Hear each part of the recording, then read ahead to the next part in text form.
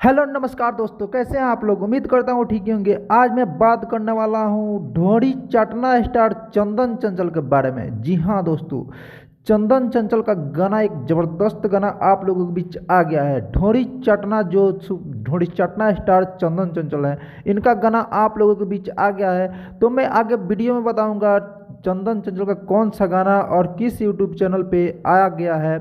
तो आप लोग वीडियो में बने रहें, वीडियो लास्ट तक देखें। और आप चंदन चंचल के फैंस हैं तो वीडियो को लाइक कर दें, चैनल को सब्सक्राइब कर दें। तो मैं आपको बता दूं, चंदन चंचल ढोरी चटना स्टार चंदन चंचल का गाना यारवा मोर बहरवा जाता मन नहीं लागता, Chandan Chanchal official YouTube channel पे रिलीज कर दिया गया है। आप लोग चाहें तो वहां जाके दुलार और प्यार अपना दिखा सकते हैं। जी हाँ, चंदन चंचल का यह गाना बहुत ही ज़बरदस्त है।